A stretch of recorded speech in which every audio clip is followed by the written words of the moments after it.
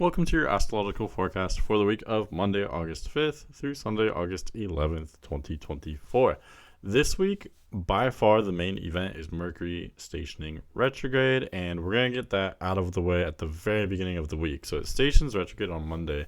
I'll talk more about that in just a moment. But basically, just consider that, Mercury's basically been stationary for really the better part of the entire week previous to this week that we're talking about here. So we've already been dealing with Mercury like slowing down, stopping from our, perception, as you know. And now, Monday, August 5th is just that date where Mercury's basically still at a standstill, but technically it's moving backward from our perception. And it will continue to do so until August 28th. So we're going to have the majority of this month with Mercury retrograde, first in Virgo, and eventually Mercury will actually go back into Leo. So we're definitely changing directions. And this leads me to my next point. I was kind of like, right before I started filming, I was looking at the charts, and I was going ahead in the charts and looking at the charts for this week, and I was trying to think of, what is the theme? Like, I can see the placements, but what's the theme? How do we connect all these dots? And really, the best thing I could come up with is I think this week is a transition point. We're turning directions. Mercury retrograde is a huge part of that. Mercury is literally changing direction from our perception, as I always say. So that definitely shows a huge turning point. Looking backwards, we always deal with this when Mercury goes retrograde. We're going to have a month of introspection and things kind of bubbling up from the past. And that's really excellent when it comes to gaining insight. It may not necessarily be new insight in the sense that it's not that like completely new things are happening. It's more that we're getting a more thorough understanding of things that have already been transpiring, if that makes sense. So that's part of this huge transitional period that we're in right now. But part of it as well, I think, is we can talk about Lionsgate. Lionsgate is a big thing in the spiritual community that is usually regarded as August 8th. So that recognizes a transition point as well, where the sun reaches halfway through Leo. And that the reason why that is important is because when the sun reaches halfway through Leo, that means we're exactly halfway through summer. And I think we can all kind of feel that as we enter August, we're entering the latter half of summer, I guess you could say. We are thinking about fall. I think a lot of companies have really cashed in on this as well when they've seen, how profitable fall items are. Like pumpkin spice and decorations and all the rest, stores and restaurants and things keep moving them back to August. And so I think that's just kind of appropriate on an astrological level, how yes, it is still summer. We still have a decent chunk of summer left, but we're already kind of thinking about, the end of summer, thinking about the beginning of fall, really even as early as this week. So that's just one way of showing you how we are in a transitional period. We're transitioning from this first half of the year where, that was really marked by the intensity of spring with, eclipse season and Mercury retrograde and then we're coming off of that intensity for months. Now we're in this kind of low point where we're transitioning into something much different that is going to kind of take hold this fall. Anyway, but yeah, that's kind of the stage. I've set the stage as best as I can. Now we're going to go through, I'll give you a couple key dates for this week that you're really going to want to pay attention to. But before I do that, I did want to mention, if you are interested in getting a personal reading from me, definitely don't hesitate to reach out. I always put my website URL in the description and my email as well. Check out my website for information on readings. You can purchase your readings directly there as well. And don't forget to email me your birth information, because I will need that for your reading. But anyway, I really appreciate that. It helps support the channel and allows me to do, videos like this one. Okay, so actually, one last thing before we get into this forecast. So Sunday, there's a couple major events that happen that will really affect our week. So Sunday, August 4th, just before the scope of this forecast. Sunday, we've got a new moon in Leo and Venus enters Virgo. Okay, so those are two huge new changes that are happening just before this week that are really affecting us. So as we start out on Monday, you can see Venus is still at the first degree of Virgo, because 0 is the first degree. I will fight you. I'll fight you, these other astrologers on this. But anyway, we're coming off of, Venus just entering Virgo, and then we're also coming off of that Leo new moon. This week in general, the moon will transit from Leo to Scorpio, and you can see as we start out Monday, it's still pretty much a new moon. The moon will be probably not even visible at all. It's so close to the sun. You would have to time it just right, I think at dawn, to have the moon like above the horizon when the sun is still below the horizon. Moon is basically not visible. So we're still within that new moon kind of period, I guess you could say. So in other words, there's something new happening with Leo type themes. So something new with our expression, something new with our pride, our fun, our creativity. There's something in the ether. There's something in our imaginations or feelings, thoughts, something new being kind of born there.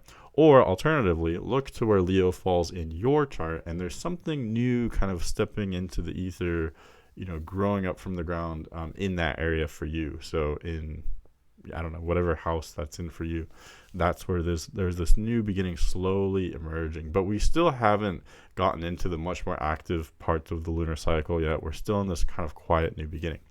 But anyway, the main event for Monday is, like I said, Mercury stationing retrograde. It will do so at 4 degrees Virgo. And if I'm being really real with you right now, I really think I haven't fully felt or fully appreciated this yet, because I can sit here and talk about charts and transits and talk about my past experience all day, but I think sometimes even paying attention to all these cycles like this, sometimes an aspect or a transit will still kind of sweep you off your feet when it happens. Like I've mentioned before, Mercury retrograde in Virgo is particularly potent, with Mercury both exalted and in domicile and retrograde. I think it's even more dysfunctional. And I always say, I believe that the beginning of Mercury retrograde is usually the most dysfunctional part of the retrograde cycle. And the reason why is because, for one, Mercury is still pretty much stationary. So because it's not really moving, it's intensified. It's acting more like an outer planet, more reminiscent of Pluto. It's a small, rocky planet. It's very dense, and it's not traveling very fast. So you can almost kind of think of it as being like Pluto in a way. It's staying still. It's stubborn. It's intensified. It's focused.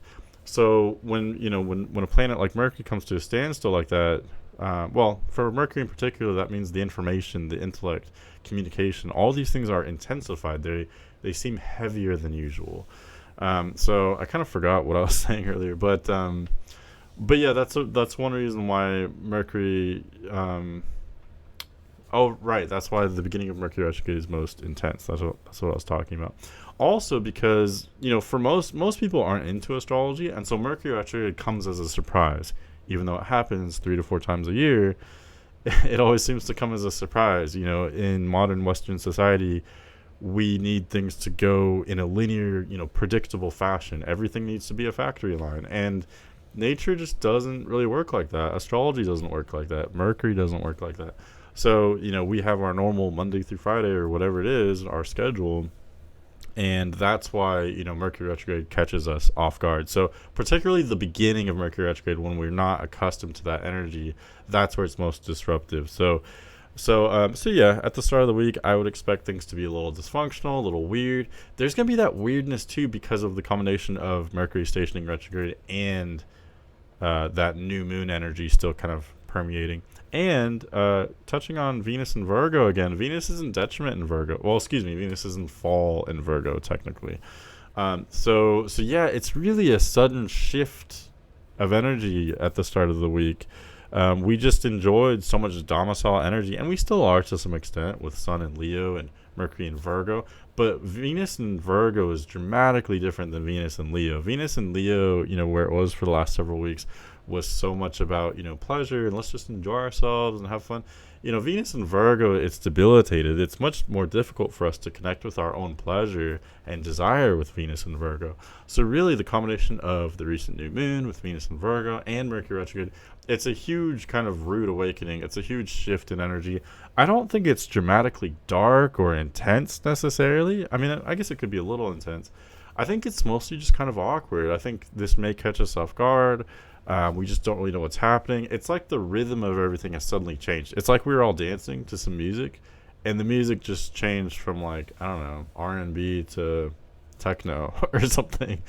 It's like, okay, maybe this isn't the worst music. It's just we were doing a completely different, routine, and then now, it's gonna need some adjustment. We're gonna need to adjust a little bit there for sure. Okay, jumping to Wednesday, August 7th. There's a few things going on that we can talk about. Mercury and Venus will couple and combine. It's always weird when Mercury's retrograde. This always happens. When Mercury stations retrograde, Venus inevitably passes Mercury, and they do so very quickly because at this point, Mercury is, traveling retrograde. It's traveling backward from our perception, but Venus is still traveling forward as normal, so that they pass each other very quickly. So this will really only affect us for, today, Wednesday, August 7th. But they conjoin briefly at 3 degrees Virgo. And again, it's interesting because Mercury is so at home in Virgo, but it's retrograde. And then Venus is very much not at home in Virgo. But they are united, they're coupled, they're together. So it's almost like this is going to be, I feel like a weird analogy coming on. I feel like, Mercury is the caretaker of the home. It's his home, and he's in his home. So he's a good host. This is actually like ancient astrology, not exactly the way I'm putting it, but it's an ancient way of looking at it. So Mercury's in his home, he's the caretaker, he's the host, and Venus is the guest, and she's exiled. Like, she's not comfortable with the home, but at least Mercury is a good host. Hopefully I'm not losing you. In other words, like, the intellectual energy is kind of supporting the pleasure and desire, even though the pleasure and desire are a little wonky right now. Like, we might feel uncomfortable. We might be wanting things that we don't typically want, or we might be wanting things that are kind of, unusual, maybe wanting things that aren't really attainable. Another part of Venus and Virgo is that we are harder on ourselves. Like, we might not feel worthy of getting what we want, and then that complicates things as well. So Mercury retrograde traveling over Venus kind of just brings the intellectual focus to these types of themes having to do with the pleasure. So it's a really weird aspect to even analyze. I think it's really a time of reframing things. There's all these words with Mercury retrograde, and I think that's even more true with this kind of aspect, like rethinking the pleasure, rethinking our desire, rethinking our habits. We could go kind of back in time when it comes to like romance, relationships, not just like full-on romantic dynamics, but even like any kind of one-on-one relationship that we have any kind of pleasure in, even like a friendship or a family connection as well. Like, we may be rethinking those too, and rethinking, that was fun on whatever level it was, whatever kind of relationship it was, but maybe there needs to be some kind of change there. Maybe there was something going on that we didn't know about before, and we're learning, or we're, taking a different perspective. It's really weird because typically Mercury conjunct Venus is a great party energy. It's great for socializing, great for having conversations. This is still true on some level, but it's just going to be a little quirky, a little different. So maybe this is a really good time for having good conversations or learning something new. But again, it's going to be very out of the box. Like, it might be a good time for exploring alternate ideas, alternate theories, looking at things a different way. We're outside of the box, for better or for worse. So, that kind of sucks being on the outside, like left in the cold. But at the same time, we might be privy to different ideas, different information, different viewpoints that we wouldn't if we were inside the box. Also on Wednesday, Sun sextiles Jupiter. This is really beautiful, so I do like this. In the midst of all this kind of chaos and weirdness and awkwardness that's kind of transpiring, Sun sextile Jupiter is a much needed blessing. Like, Sun and Jupiter are, other than Venus, Sun and Jupiter are the most benefic placements in astrology.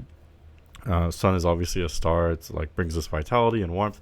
Jupiter is like, it almost became a star. Jupiter emits more heat than it takes in. So that just shows you how like abundant and positive and expansive Jupiter is. Very much reminiscent of the Sun. And when they sextile like this, they're forming this very harmonious dynamic. It is weird though too that Sun is in domicile in Leo and Jupiter is in detriment in Gemini. It's very weird that we have two aspects like that today. Mercury conjunct Venus, where one is exalted, one is debilitated, and then Sun sextile Jupiter, where one is in domicile, one is in detriment. So really weird. We have this weird mix of like, feeling on some level we feel very comfortable and things are as they should be, but then on another level it's the exact opposite. We're out of place, things are different and weird. But again, with Sun sextile Jupiter, there is some kind of harmony there. There's some kind of expansive energy, especially when it comes to our self-expression. And, Sun and Jupiter are both supporting us having a more like youthful, creative expression, something that would more go along the lines of, what we'd find with Gemini or Leo. But again, we've also got this like heavy intellectual rethinking energy of Virgo and Mercury retrograde in Virgo and all the rest. So it's a really weird combination of different energies today, for sure. I am like gesturing so much when I'm doing these videos, this one in particular. Let's talk about the moon really quickly for today as well. So earlier in the day, so morning Eastern Standard Time, Wednesday, August 7th, moon will actually oppose Saturn. I just figured I'd kind of throw that out there because that would suggest there's some kind of challenges or delays with our emotions. We may feel kind of out of place. Because this is a Virgo Pisces opposition, we might be dealing with issues of health, mental health, like Virgo Pisces oppositions can make you feel a little crazy. And I think with Moon and Virgo, Moon is in the same sign as Mercury and Venus as well. So it's just a weird day. There could be some, highs, some lows, some kind of, it's bittersweet. I think there's the potential for a lot of optimism and success today, but there's also a lot of dysfunction and rethinking, there's opportunities for like learning and growing and, rethinking, reapproaching things in a different way. So it's awkward, but it's potentially, I was going to say beautiful. I think that's a little too strong of a word. It's awkward, but it's potentially productive or interesting, let's just say, as well. Okay, let's go to Thursday, August 8th. Moon enters Libra. Honestly, I think that is kind of a blessing because Moon in Virgo is a nice energy. I like Moon in Virgo, but like I said, it was opposing Saturn, and it was still highlighting Venus and Virgo, which are a little weird right now. Venus and Mercury in Virgo. And also the moon in Virgo wasn't really harmonizing with the sun. So really early in the day on Thursday, when moon reaches 29 degrees Virgo, moon will actually oppose Neptune, and that's a weird one. So for those of us that are up early in the day, Eastern Standard Time on Thursday, we might feel a little bit emotionally or mentally unstable. However, the flip side could be true as well. If you are like harmonizing and integrating and taking care of your health, you will find like extra, clarity and focus. But if you're not doing those things, we could fall into escapism and, health issues, mental health issues. Again, like Virgo Pisces oppositions are weird. Moon and Neptune are definitely a weird opposition. But that's very brief. It's just in the morning, Eastern Standard Time. And then, before we know it, Moon has entered Libra, where it's a much more harmonious energy, and it harmonizes much better with Sun and Leo and Mars and Jupiter in Gemini, for that matter, as well. But, right. So the main thing I wanted to mention for August 8th was that Lionsgate is August 8th. I'll give you my understanding of Lionsgate. I think it's become a pretty big, like, spiritual phenomenon or concept.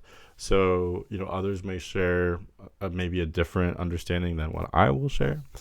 But my understanding is there are 8 major, I could be wrong about this, but there's 8 major pagan holidays. There's 8 major points throughout the year. The 4 most major ones are the 2 solstices and the 2 equinoxes. So those happen, usually the 21st or 22nd of the month in September, December, March, and June, right?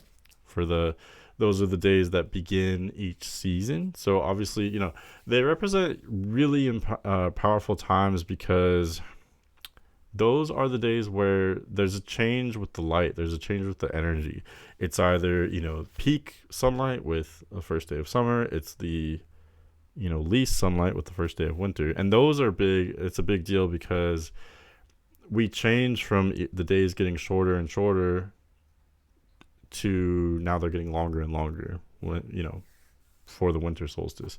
Or the opposite is true for the summer solstice. Days are getting longer and longer, and then they start getting shorter after the solstice. So they represent turning points. The equinoxes are, of course, very important because they represent that 12-hour the entire world gets exactly 12 hours of sunlight and 12 hours of darkness. So the equinoxes are unifying. They begin fall and spring.